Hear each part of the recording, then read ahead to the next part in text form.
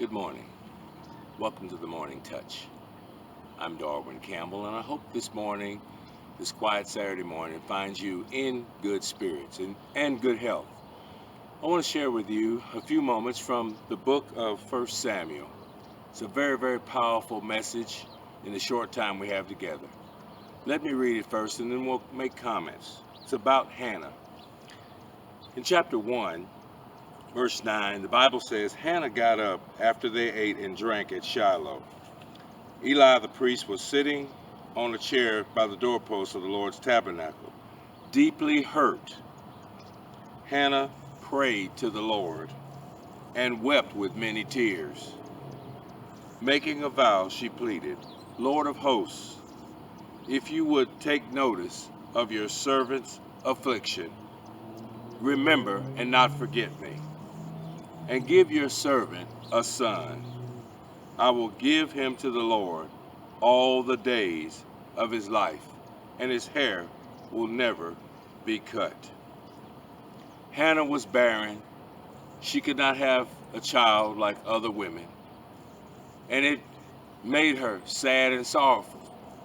She had one request to God, and that request in her prayer, her powerful prayer, was that, give me a son. Lord, please, I want to be like other women. Give me a son. If you give me a son, I will dedicate him to you.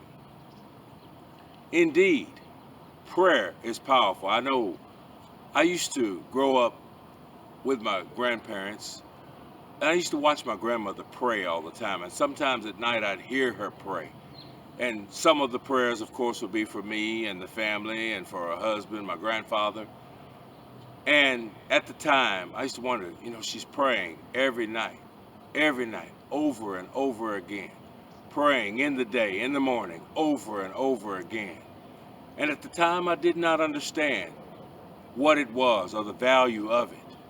But today, I know. Today, I fully understand the power of prayer.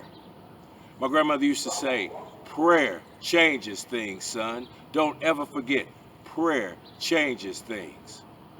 Again, at the time, I was too young to understand. But today, I know that talking to God is very, very important. And it's crucial to being able to survive what we call life down here on earth. Hannah was in the same situation. She was stressed and sorrowed that she didn't have a child.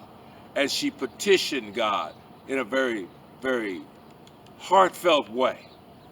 And the Bible tells us, if you go down to verse 19 and 20, Elkanah was intimate with his wife Hannah, and the Lord remembered her. Verse 20, after some time, Hannah conceived and gave birth to a son. Hannah asked God, petitioned God, prayed for God in a humble way. And the Bible says, in time, Hannah had a son. That son was named Samuel, and later he was dedicated to God just in the way that she had promised. She prayed, and God delivered. The power of prayer is amazing if we use it. It is perhaps one of the greatest powers that's unused by many. But we need to understand, Hannah is an example.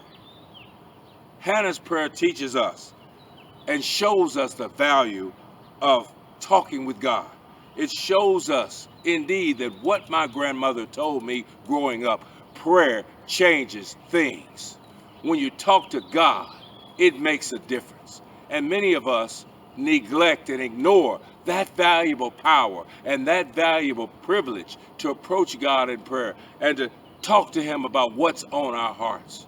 Today, I want to challenge you to have a little talk with God. Pray like Hannah prayed. Make your petition known.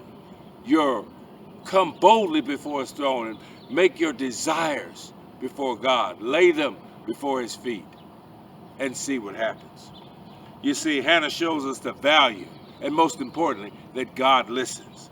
God listens to you no matter how big your concerns are or no matter how small it is. God listens.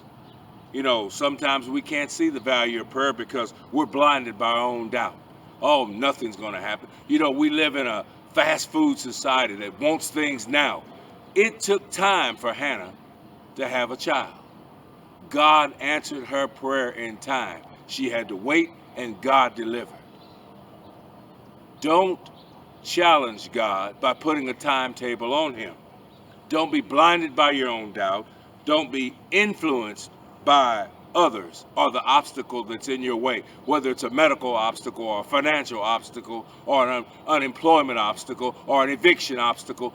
Don't be discouraged. Give God the petition, pray to him, talk with him, and then stand back and wait for him to deliver the answer to you.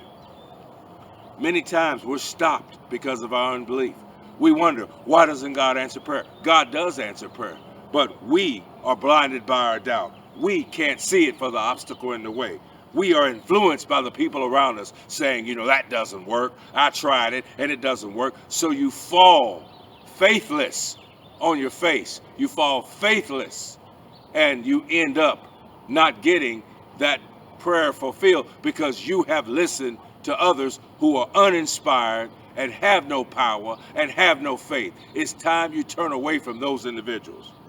We get stopped in prayer because of our unbelief. Hannah believed in God. You go back and read that. Hannah believed in God. She prayed tears. She prayed as hard as she could pray, as most sincere as she prayed in faith, believing and knowing that God was going to give her a son, and God in time gave her a son named Samuel. So we need to stop taking prayer lightly.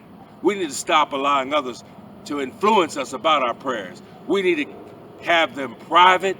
We need to keep them next to our chest, and we need to talk to God often, because my grandmother was right. Prayer changes things if you believe. Prayer changes things if you're not blinded. Prayer changes things if you're not influenced by the faithless and unbelievers. Prayer changes things if you're not stopped by your unbelief. I encourage you today, the Morning Touch encourages you today to have a little talk with Jesus. Have a little talk with Jesus. Tell him all about your troubles.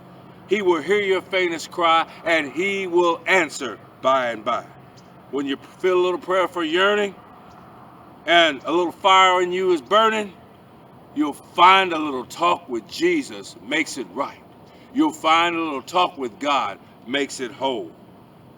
Go beyond your doubts, beyond your fears. Look beyond the obstacles. Look beyond your unbelief and have a little talk with Jesus today, because Jesus can make it right. If you don't believe me, look what God did for Hannah in bringing Samuel into this world. He can do the same for you. No matter what you're dealing with, prayer changes things. Pray with the faith of Hannah. Stand back and wait for God's answer, because God is a God of results. God is a God of results. So have a little talk with Jesus today. He'll make it right. He'll change your life. The Morning Touch is brought to you by the FSBC in Glendale. I encourage you to build a prayer life, strong prayer life, powerful prayer life. Not only for you, but pray for others around you. Pray for your neighborhood. Pray for your state. Pray for this nation. Prayer changes things. And I thank God my grandmother instilled that in me. And I give it to you. God bless you and keep you, and we'll see you again next time on The Morning Touch.